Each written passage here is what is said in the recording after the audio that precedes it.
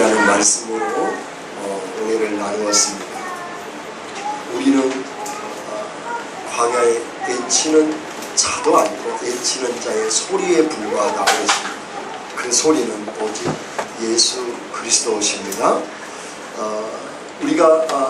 따라서 우리가 빛을 증거하는 자는 될 수 있지만 빛 자체로서는 살 수가 없습니다. 오직 빛 되신 분은 오직 예수 그리스도십니다. 그럼에도 불구하고 우리를 빛으로 삼으시고 이 세상에 분명한 빛을 전하는 전달자로서 우리를 부르신 줄 믿습니다. 그래서 분명한 하나님의 우리의 삶의 전체는 언제나 예수 그리스도를 소개하는 의도적인 삶이 있어야 됩니다. 따라서 내 삶은 살아가는 그 자체가 증인된 삶이 되는 것입니다. 오늘 성경에 보면 빛이 세상에 왔는데 백성조차도 그 빛을 알아보지 못했다고 탄식을 하고 있습니다. 그 빛을 세상이 전혀 알지 못했는데 세례 요한은 세상 죄를 지고 가는 하나님의 어린 양이라고 선포를 합니다. 어떻게 초라해 보이는 예수 그리스도를 하나님의 세상 죄를 지고 가는 하나님의 어린 양이라고 선포할 수 있었을까? 여러분, 우리가 어린 양의 사상에 대해서 우리가 좀 알 필요가 있습니다. 어린 양은 어디에서 계시해 주시냐면 구약 성경에 특별히 한 사건을 통해서 보여주고 있는데, 그것은 이삭을 번제단에 아브라함에 바치는 사건으로 우리에게 보여주고 있습니다. 하나님이 이삭을 바치라고 했을 때 아브라함을 번제단에 바칩니다. 근데 거기 가서 보니까 이삭을 죽이려고 했는데, 바치려고 했는데 하나님이 멈추라셨고 어린 양을 예배해 놓으셨습니다. 그 어린 양이 예수 그리스도를 예표하고 있습니다. 그 어린 양이라고 하는 것은 예수님께서 이제는 나무의 십자가의 골고다에 달려 죽으시고 그분이 우리의 어린 양이 되실 것을 상징적으로 보여주는 것입니다. 동시에 이삭을 번제물로 드림으로써 이삭 자체가 예수님의 참 어린 양인 것을 동시에 보여주고 있습니다. 그래서 우리는 그 모리아 사건을 통해서 메시아 되신 예수님께서 이제는 번제물이 되시고 어린 양이 되는 것을 알 수가 있습니다. 뿐만 아니라 우리가 잘 아는 유월절, 이스라엘 백성들이 출애굽할 때 마지막 장자 재앙 때 이 유월절을 지키도록 합니다. 유월절을 지킬 때 그 양을 잡아서 양의 피를 문설주에 발라 하나님의 재앙이 유대인들은 보호받고 그 피를 받는 그곳은 넘어가고 유대인들에게는 넘어가고 이방인들은 애국 사람들에게는 장자를 이제 죽게 하는 무서운 재앙이었습니다. 그 제사를, 그 어린 양의 피를 바르기 전에 반드시 이 번제를 드릴 때 하는 과정이 있는데, 그것은 뭐냐면 양을 집에 데려다가 10일 내지 14일 동안을 키웁니다. 그리고 식구처럼 지냅니다. 가장 아름답고 가장 깨끗하고 가장 살피고 이쁜 그 양을 데리고 살다가 10일 내지 14일 정도를 데리고 살아서 식구처럼 살다가 이 가정의 식구를 대표해서 그 양을 제사장이 안수함으로써 죄를 전가시킴으로써 그 양이 죽음으로 그 가족의 죄를 사해 주시는 것입니다. 그렇게 함으로써 그 양이 예수 그리스도 되신 것을 상징적으로 보여주고 있습니다. 뿐만 아니라 이스라엘 백성들의 그 제사 제도를 통해서 양을 대신 자기 죄를 대신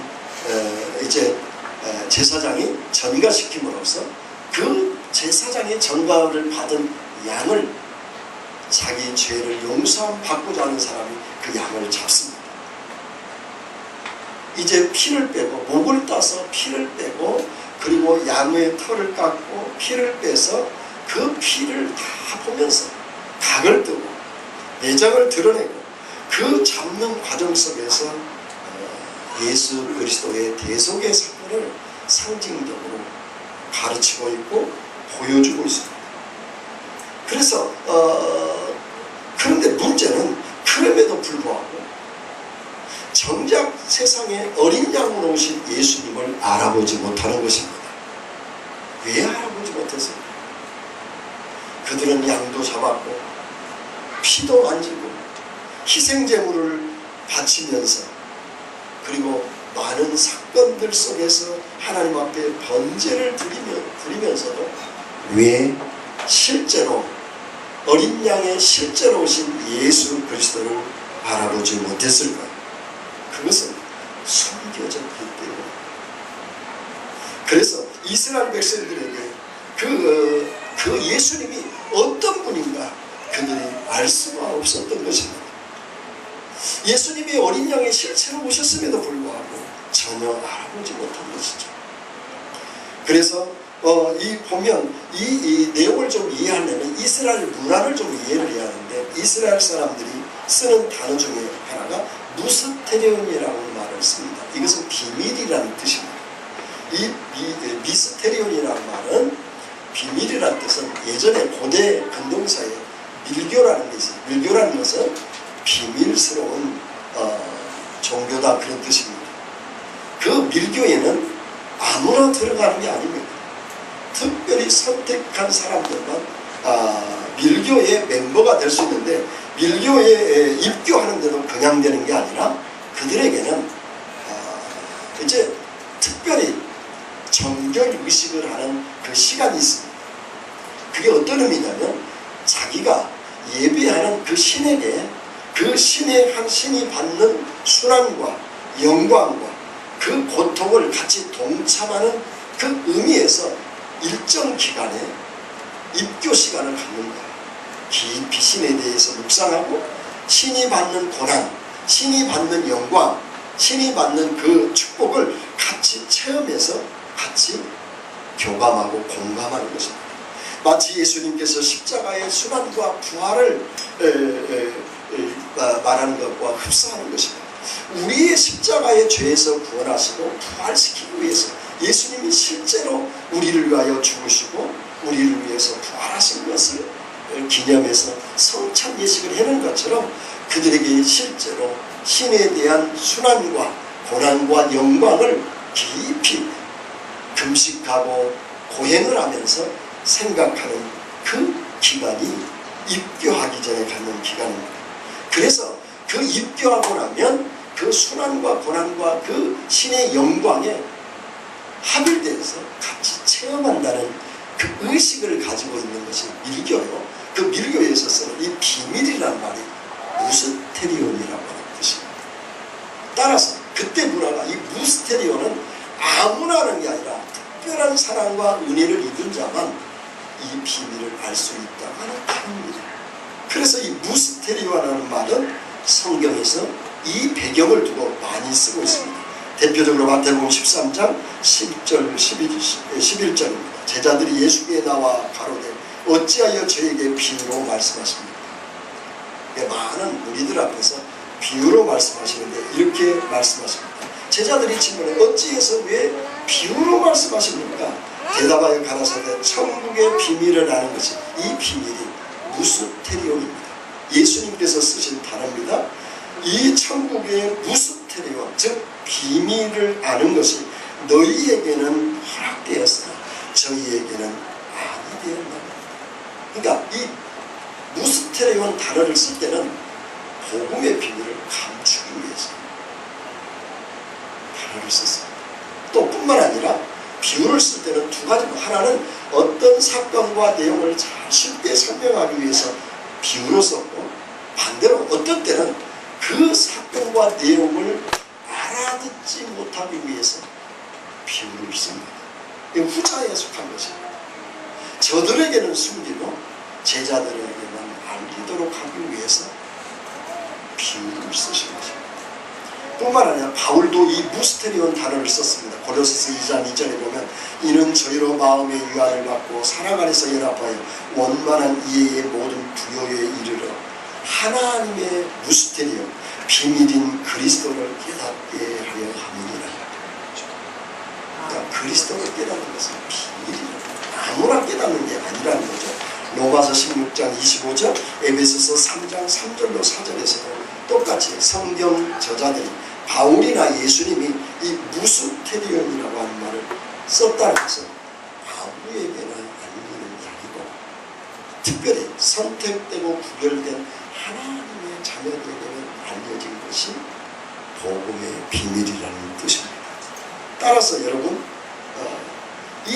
여기에 세례 요한에게 이 세상죄를 지고 가는 어린 양이라고 볼 수 있었던 것은 그 무스테리온, 감춰진 비밀이 세례 요한에게는 열려졌기 때문입니다. 할렐루야. 여러분이 그 예수님이 세상죄를 지고 가는 어린 양 제물이 됐다고 하는 것을 안다는 것은 하나님이 무스테리온, 비밀을 우리에게 지혜와 계시의 영을 주셔서 그 비밀을 알려준 자에게만 열려진 것입니다. 그래서 복인 것입니다. 그래서 비밀인 것입니다. 그래서 축복입니다. 요사이 보면 정말 복음이 닫혀지고 어느 설문조사에 보면 초등학교 학생들을 5학년 대상으로 봤는데 그들이 예수에 대해서 관심이 있다. 예수를 알고 느끼고 믿는 애들 5%밖에 안 된다. 불과 여러분 20년 전만 해도 아이들이 40%, 45%에 육박했습니다. 지금은 아예 관심조차가 없습니다. 세상 문화가 예수를 만날 기회를 주질 않습니다. 온통 핸드폰과 컴퓨터와 세상 재미가 너무 좋기 때문에 예수님에 대해서 관심이 없습니다. 예전에 우리 어렸을 때는 할 게 없어요. 컴퓨터가 있나요? TV가 있나요? 만나서 친구들하고 공차고 노는 것이 즐거움인데 교회 가면 더 재밌고, 교회 가면 탁구나이가 있죠. 여학생들이 있지. 설레이는 여학생들이 있지. 그리고 가면 재밌는 율동이 있죠. 그 재밌는 그 성경 이야기를 스토리로 제가 아는 친구 어머니 그 박집사님이 그 이야기를 하여간 아담과 하와로부터 시작해서 예수님이 오실 때까지 그 스토리를 매주마다 전해주는 그야말로 드라마 태양의 후예와 비교할 수 없을 만큼 기대와 소망과 기쁨을 가져. 그리고 그 기쁨 속에서 그 예수를 안다는 기쁨이 성탄절에는 발표를 하고 창문을 열어놓고 창문을 뜯어놓고 동네 사람들이 와서 봐야 할 정도로 교회가 터져나갈 정도로 하는 기쁨과 영광이 있었어요. 지금 그런 기회를 잃고 있어요. 너무 많은 세상에 재미있는 것들이 많아요. 그러다 보니까 아예 아이들이 관심이 없어요. 부모는 말할 것도 복음이 지금 닫혀져 버렸어요. 그뿐만 아니라 가치관과 세계관이 철저하게 세상 논리에 묶여 있어서 영적 안매 상태에 있어서 하나님을 알아보지 못합니다. 예수님을 믿을 수 없게 된 것입니다. 무스테리온이 됩니다. 그야말로 비밀 중에 비밀이 되는 것입니다. 여러분, 이스라엘 백성들에게 그런데 이 세례 요한은 이 신비한 예수 그리스도를 알아본 거예요. 그 알아본 그 이유는 다른 데 있지 않았습니다. 6절에 나온 것처럼 하나님이 그를 보냈기 때문입니다. 그리고 32절과 33절을 보시면 이렇게 기록하고 있습니다. 32절 같이 한번 오늘 31절 볼까요? 같이 읽겠습니다. 나도 그를 알지 못하였으나 내가 와서 물로 세례를 베푸는 것을 그를 이스라엘에 나타나려 함이라 하니 요한이 또 증언하여 이르되 내가 보매 성령의 비둘같이 하늘로부터 내려와서 그 위에 머물더라. 나도 그를 알지 못하였으나 나를 보내어 물로 세례를 베풀라 하신 그이가 나에게 말씀하되 성령이 내려서 누구에게든지 머무는 것을 보거든 그가 곧 성령으로 세례를 베푸는 것인 줄을 알라 하셨고, 철저하게 예수님이 알아볼 수 있는 것은 다른 게 아니었습니다. 그가 하나님이 보내줬고 영안을 열어서 성령이 그 위에 머무는 것을 보는 그 자가 그분이 메시아라는 것이라고 성령께서 가르쳐줬기 때문에 안다는 거예요. 오늘날도 마찬가지입니다. 아무나 아는 게 아니에요. 성령이 에베소서 우리가 1장에서 예전에 나눴던 것처럼 지혜와 계시의 영을 우리에게 주셔야 하나님의 비밀을 아는 줄 믿습니다. 여러분, 이 은혜를 여러분 결코 놓쳐서는 안 돼요. 이 가치를 여러분 놓치지 않기를 바랍니다. 철저하게. 여러분, 그런데 이 이스라엘 백성들은 뭐예요? 구약 성경에서 문자로 예수님의 메시아에 대해서 수없이 말하고 있고, 어린 양에는 특별히 레위기에 보면 어떻게 번제를 드리고 어떤 방식으로 드려야 하며 언제 드려야 하며 어떻게 잡아서 드려야 되는지 이 번제로 피로 물드는 것이 레위기입니다. 아니요, 구약 전체가 여인의 후손이 태어나 뱀의 머리를 상하게 한 그 예수 그리스도의 피가 구약 성경 전체에 흐르지만 말씀하고 있지만 그들은 결코 예수님에 대해서 알지 못했어요. 세상 죄를 지고 가는 어린 양에 대해서 알지 못했어요. 그러나 세례요한은 세상 죄를 지고 가는 하나님의 어린 양이라고 선포했고 그것을 알게 했고 선포했던 것입니다. 이것이 복인 줄 믿습니다. 그래서 여러분, 오늘 누가복음 3장 22절에 보면 이 세례요한이 예수님에게 세례를 베풉니다. 세례를 베풀 때 하늘문을 열리고 비둘기같이 성령이 임하셨어요. 성령이 임하셨는데 그 성령이 임하실 때 어떤 일이냐, 이는 내 사랑하는 아들이라, 이는 내 사랑하는 아들이라 그에게 말씀하셨다. 요한에게 말씀하셨다. 하나님이 나타나서 말씀하셨다. 이는 내 사랑하는 아들이라. 그리고 하나님이 말씀하셨고 성령이 비둘기같이 임하셨습니다. 그리고 예수님이 세례를 받으십니다. 따라서 예수님의 계시를 열어줄 때는 삼위의 하나님이 같이 역사하신다. 할렐루야. 하늘의 하나님, 성령 하나님, 예수 그리스도 그분이 실제로 역사하셔서 예수 그리스도가 보이는 것입니다. 감춰졌기 때문에 여러분이 예수님을 그냥 아는 게 아니에요. 삼위의 하나님이 같이 역사하십니다. 그 삼위 하나님이 우리에게 계시의 영을 주셨어요. 예수님이 메시아 되실까, 내 죄를 위하여 죽으시고 부활하시고 승천하시고 다시 오실 신랑 예수님으로 보여주신 것입니다. 그래서 복인 것입니다. 여러분, 이 성령이 임하지 아니하면, 이 하나님의 아버지가 보여주지 아니하면, 그 예수님이 실제로 우리에게 영적으로 나타나지 아니하면 알 수 없는 신비한 비밀인 것입니다. 저들에게는 닫혀졌고 우리에게는 열려진 것입니다. 그래서 여러분, 이 성령이 임하는 것은 얼마나 복된 일입니까? 예수님을 알았다는 것은, 이 예수를 안 가치와 깊이와 넓이를 여러분이 알기를 원합니다. 이 은혜를 체험하기를 원합니다. 이 은혜가 우리의 어떤 돈하고 비교할 수 있습니까? 어떤 우리의 문제 해결하는 것과 비교할 수 있습니까? 어떤 건강 문제, 그리고 어떤 세상의 욕망과 쾌락을 세우는 것과 어찌 비교할 수 있습니까? 어찌 이와한 것이 영원한 생명의 이 빛과 비교할 수 있습니까? 그런데 여러분, 유대인들이 닫혀져. 그들은 제사를 드립니다. 절기 때마다 죄 지을 때마다 제물을 드립니다. 그리고 그들은 성경을 읽고 보고 쓰고 묵상하고 찾아갔습니다. 그런데 예수 어린 보지 못했습니다. 그런데 여러분에게는 열려 보여주는 것입니다. 세상의 어린 양을, 우리 세상 죄를 지고 가는 어린 양으로 보이는 거예요. 신기하죠?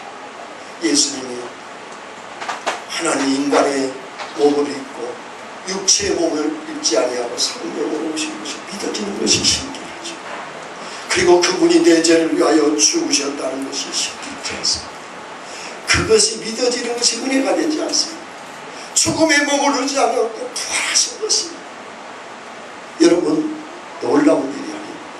그리고 그분이 승천하셨고 다시 신랑 예수로 오셔서 머리에서 발끝까지 죄로 말미암아 가득 차서 만신창이가 된 더러운 죄인을 가장 순결한 죄 없고 흠없는 점도 흠도 없는 순결한 신부라고 나를 맞이하러 오시는 그 하나님이 신랑 예수로 오셔서 나를 맞이하신다는 그 자체가 비밀이요 신부, 그 믿어지는 것이 은혜인 줄 믿습니다. 유대인들은 정치적이고 경제적이고 군사적이고 나라를 구원해주고 자기들을 잘 살게 해주고 태평성대를 이룬 다윗 왕국과 같은 시대로 오는 메시아로 늘 기다렸기 때문에 마구간에 태어난 어린 양 예수님을 알지 못했던 것입니다. 오늘날도 어떻습니까? 모든 세상 사람들을 향하여 세상 사람들이 예수 믿는 사람들을 향하여 뭐라고 평가합니까? 그들은 철저하게 요구하는 것이 뭐냐? 너희들이 예수를 믿는다. 예수 믿는다는 행동을 보여줘. 그래서 예수 믿는다 그러면 전도할 때 항상 레파토리로 나와서 이 말이 있습니다.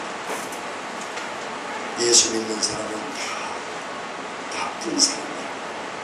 이런저런 사람이라 얘기를 안 하는 사람이 없습니다. 왜 그럴까요?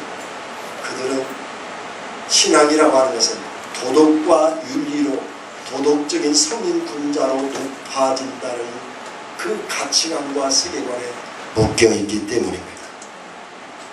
물론 그렇습니다. 예수님을 만나면 사람이 여러분 얼마나 변화됩니까? 저와 여러분이 얼마나 지금까지 변화되었습니까? 그런데 그들은 고도의 예수님과 같은 그런 그리스도인을 요구합니다. 그렇지 않으면 인정을 하지 않습니다. 왜 그래요? 갇혔기 때문에.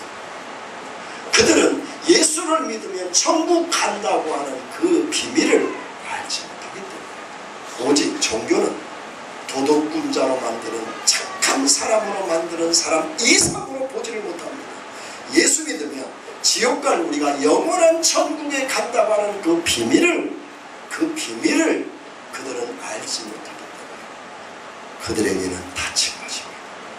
그러나 우리가 예수 믿는 목적이 무엇입니까? 잘 먹고 잘 살고 그리고 누리고 호화스럽고 행복한 삶을 위해서만입니까? 물론 그것도 필요하고 그것을 위해서 예수 믿는 거 없지 않아 있습니다.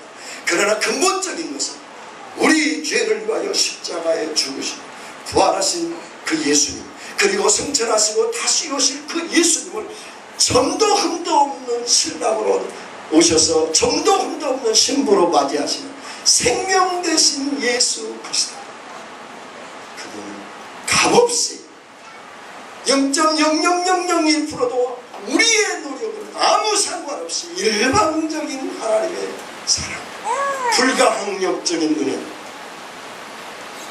그분의 전적인 사랑, 우리가 하나님의 은혜의 반열에 선 줄 믿습니다. 이것이 축복인 것입니다.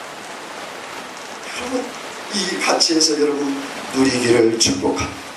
그런데 예수를 믿으면서 마치 유대인들이 어린 양 예수를 몰라본 것처럼 다시 오실 예수님을 몰라보는 사람들이 있는 것 같습니다.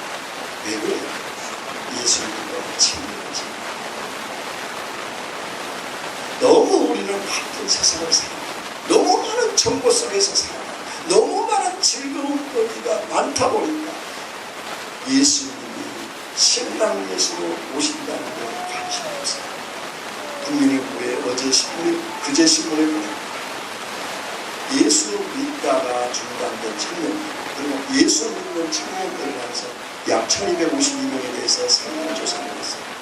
그래서 여러 가지로 현대의 내 교회를 그중에 12%가 예수를 17%가 예수를 믿는다 해서 교회를 안 합니다. 그래서 왜 한다면 여러저러 가지고 있고 또 교회가 대형화된 거에 대해서 물불량주의고 기복주의 것들은 여러 가지 내용들이 있어요. 그래서 만약에 교회를 나간다면 어떤 교회를 나가느냐, 그랬더니 작더라도 살아있는 교회, 작더라도 바로 교회를 가고 싶다. 여러분 그런 여러분이 되시고 우리 교회가 그렇게 되기를 소망합니다. 근데 이 교회를 다니는 아이들과 그리고 다니지는 않지만 자기가 기독교인이라고 얘기하는 그 공통적인 내용 중에 관심을 끄는 것 중에 하나가 있었어요. 교회에서 예수 믿으면 지옥, 예수 믿지 아니하면 지옥 간다는 말을 했으면 좋겠다. 그게 싫다는 거죠. 그럼 그 얘기하는 게 뭐예요? 교회를 다니면서 예수를 믿는 거 아니면서 그들이 예수 믿는 목적이 그 신비한 비밀을 알려고 하지도 않고 단순히 교회는 나를 도둑질자로 만들어주고 단순히 교회는 자기 필요를 채워주는 도구로 믿기 때문에 그걸 고백하는 거예요. 하나님은 저와 여러분이 한 사람도 그런 사람이 아닙니다. 하나님의 놀라운 이 복음의 비밀의 눈이 열려져서 정말 예수 그리스도가 내 죄를 지고 가는 세상의 모든 죄를 지고 가는 하나님의 어린 양이심을 믿으실 수 있기를 바랍니다. 그 어린 양이 나를 위하여 죽으셨다. 여러분, 우리가 세상에 너무 집착하면 마치 교회를 다니지만 천국 지옥에 대해서 얘기를 안 했으면 좋겠다고 하는 청년들처럼 다시 오실 주님에 대해서 갇혀있는 그리스도를 믿습니다. 예수님은 반드시 오신다고 했습니다. 그가 어느 때인지 모르지만 반드시 오신다고 했습니다. 그러나 여러 징조들이 가까웠음을 끊임없이 말씀해주고 있습니다. 그 징조들이 성경적 근거들이 너무 많이 일어나고 있습니다. 그럼에도 불구하고 예수님 오신다는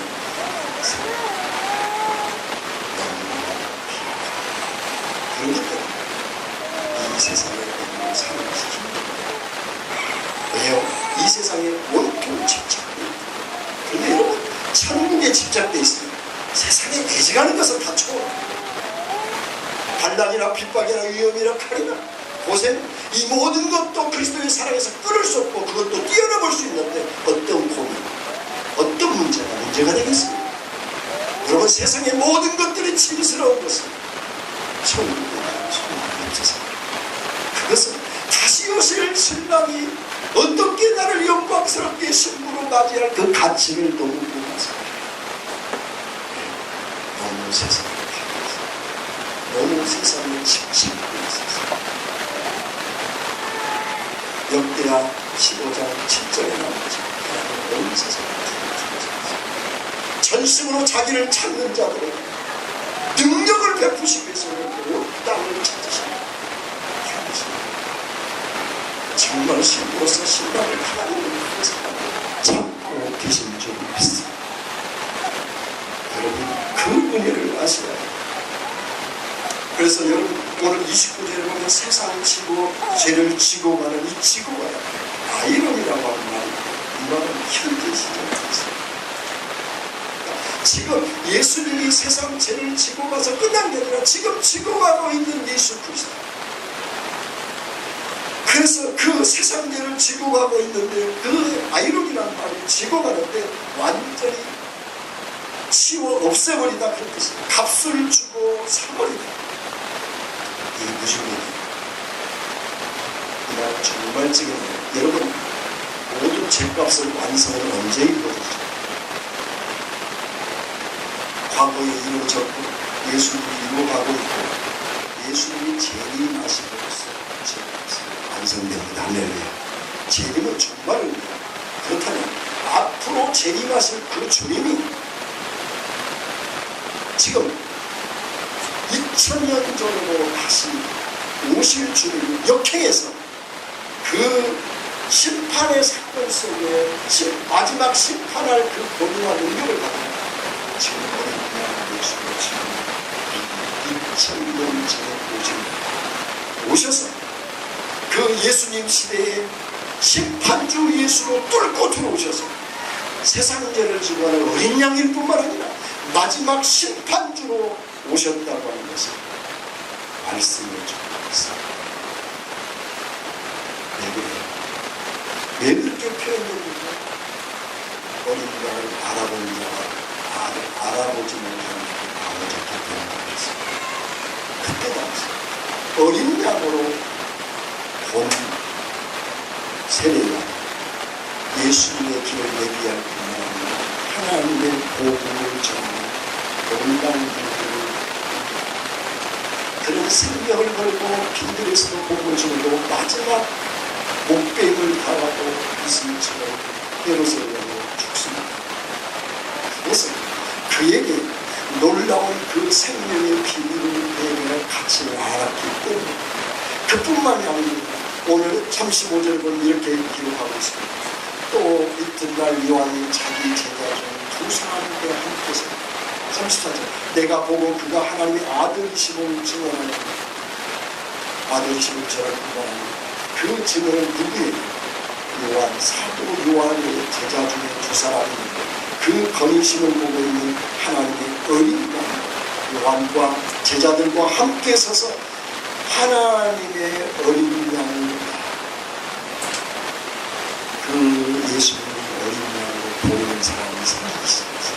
세례 요한 또 사도 요한의 제자들과 그리고 거기 제자들 두 사람과 그 두 사람 중에 하나가 누구냐면 안드레. 이 안드레가 이 복음을 듣고 이 보면 40절과 40절, 41절에 보면 베드로의 동생은 베드로의 복음을 듣고 이 비밀도 신비 확장되기 시작합니다.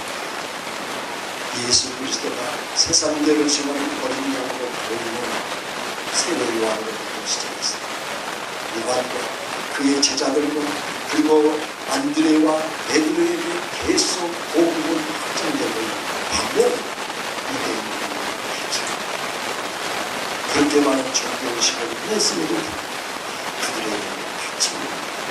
오늘날 예수님이 오실 것을 기다리고 매일매일 거룩하고 순결하고 정말로 두렵고 떨리고 그러면서 신랑에 대한 기대감으로 신랑을 만나면 누리는 그 신혼방, 신랑과 함께 누릴 사랑의 비롤, 신랑과 함께 누릴 집, 신랑과 함께 누릴 그 기쁨과 영광을 설레임으로 오늘의 고통을 감수하고 오늘의 고난을 참고 이기고 오늘의 없음을, 오늘의 궁핍함을, 오늘의 누리지 못함을, 오늘의 고통스러움을, 오늘의 질병을, 오늘의 자존심을 결코 거기에 절망하지 아니하고 다시 오실 신랑 예수를 기다리며 이 땅에 아니 스데반처럼 돌에 맞아 죽어가는 한이 있어 천사의 얼굴을 하고 하나님 우편에 계신 예수 그리스도의 영광을 보면서 빛나는 얼굴을 가지고 행복한 그리스도인으로 살아가는 신부가 되는 줄 믿습니다.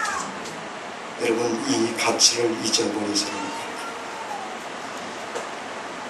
오늘 40절에 보면 이렇게 기록하고 있습니다. 요한의 말을 듣고 예수를 따르는 두 사람 중에 하나는 시몬 베드로의 형제 안드레입니다. 여러분 이것은 철저하게 하나님께서 복음의 비밀이 닫힌 자들에 비해서 열어주고 있는 것을 말씀하고 있습니다. 오늘 마태복음 13장 13절로 15절을 보면 그러므로 내가 너에게 비유로 말하는 것이 저희가 보아도 보지 못하며 들어도 듣지 못하며 깨닫지 못하며 이사야의 예언이 저희에게 이루어졌으니 이르렀을 때 너희가 듣기는 들어도 깨닫지 못할 것이고 보기는 보아도 보지 못할 것이고 백성들의 마음이 완악하여져서 귀는 듣기에 둔하고 눈은 감았으니 이는 눈으로 보고 귀로 듣고 마음으로 깨달아 돌이켜 내게 고침을 받을까 두려워합니다. 이사야의 예언을 이용하여 예수님이 하신 말씀입니다. 이 복음의 비밀을 알까 걱정하는 예수님의 모습을 볼 수 있어요. 이방인 복음이 닫혀진 자들에게는 가려진 자들에게는 그 복음이 알려질까봐 노심초사하고요. 그러나 복음이 열려진 자들에게는 그 비밀을 알아듣지 못할까봐 안타까워 가슴을 치며 하시는 말씀입니다. 닫혀진 자들에게는 철저히 그들의 눈을 감게 했고 귀를 막아버렸습니다. 그러나 열려있는 여러분에게는 보게 하고 듣게 하고 알게 하신 줄 믿습니다. 여러분 이 비밀을 안 것은 교회였습니다. 그래서 무스테리온, 비밀을 알아들인 자를 무스테리온이라고 하고 비밀을 알아듣고 전하는 자를 무스타고라고 얘기합니다. 이 말은 뭐냐면 비밀을 알아들은 자들은 반드시 가져야 할 사명이 있습니다. 그것은 비밀을 전해야 할 사명입니다. 그래서 성경에 우리가 봤던 것처럼 이 복음은 세례 요한이 오늘 34절에서 내가 보고 그가 하나님의 아들이심을 증언하였느니라. 증언했다고 말씀을 하고 있습니다.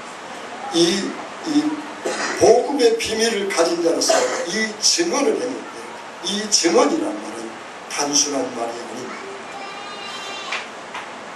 이 증언이란 말은 철저하게 이 생명의 빛을 사물이나 사람을 볼 때 내적으로 깊은 인상을 남도록 주의하여 관찰하여 깊이 보는 것을 이 본다라고 얘기를 하고 있습니다.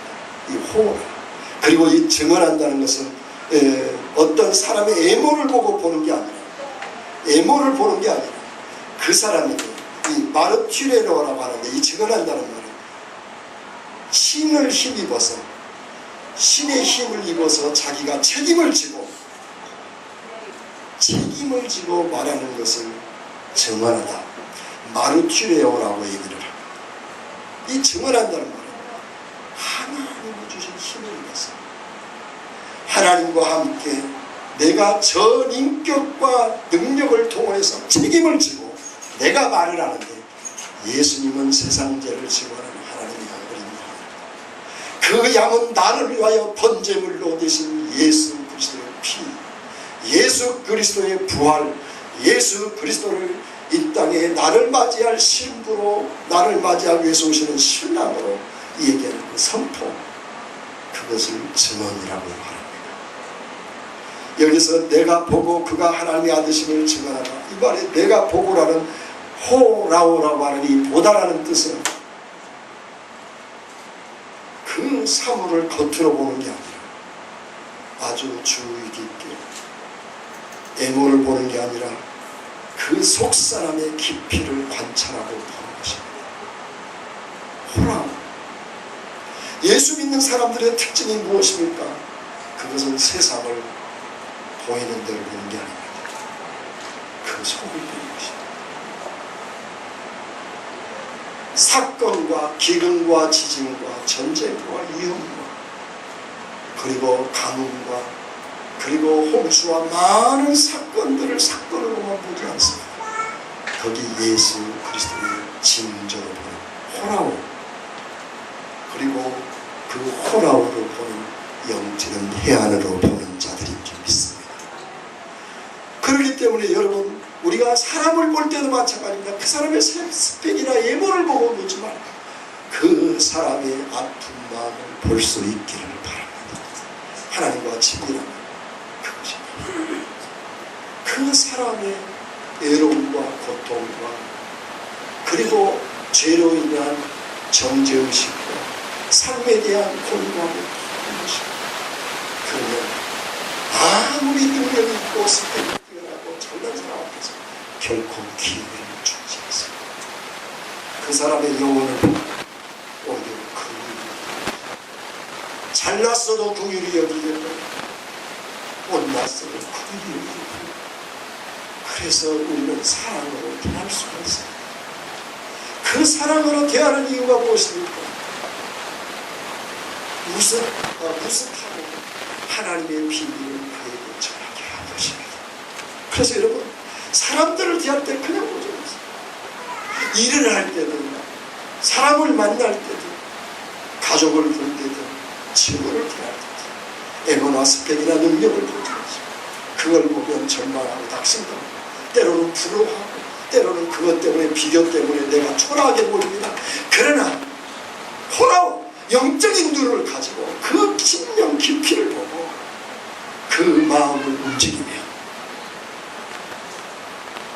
그가 내 사람이 될 뿐만 아니라 그가 예수님을 만나 예수님의 사람이 되어 주님의 신부로 될 줄 믿습니다. 그 사명을 저와 여러분이 가진 줄 믿습니다.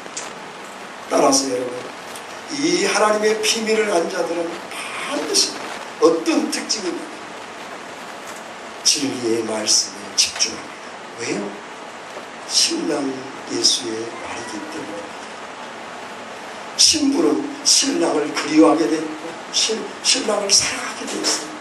신랑의 말을 존중하고 사모하고 따르게 돼 있어요.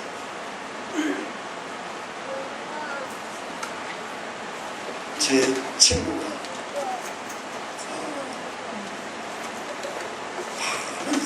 그 잘났고 능력 있는 큰 교회에서 능력 있는 사람들이 대시를 해요. 또 실제로 교제를 해요. 능력 이 남자가 우리 친구를 능력 없다고 떠나버렸어요. 가족이 예수를 믿음에도 불구하고 이 속사람을 보지 않고 겉만 보고 스펙만 보고 떠나버렸어요. 그러다가 참 시리에 빠져서 저도 같이 아파하고 같이 울어줬던 기억이 납니다. 금식하면서 그 힘듦을 겪기 위해서. 근데 자기가 고등학생으로 가르쳤던 그 아이가 8살 차이에 제자하고 결혼을 했어요. 그리고 결혼을 해서 그 자매가 뭐라고 저희 아내한테 또 저에게 고백을 하는지, 얼마나 사랑스럽고 존경스러운지, 남편이 하는 모든 말이나 옷는 입이나 저 옷이나 행동이 다 아름답고 귀하게 보인다. 그렇게 고백을 하더라고요. 여러분, 신랑이 좋은, 신랑이 하는 것을, 신랑이 추구하는 사상, 신랑이 원하는 것, 신랑이 주는 기쁨, 신랑 때문에 누리는 영광, 신랑과 함께하는 행복, 신랑이 원하는 것을 하게 돼 있습니다. 여러분이 진실로 신랑을 기다리는 신부입니까?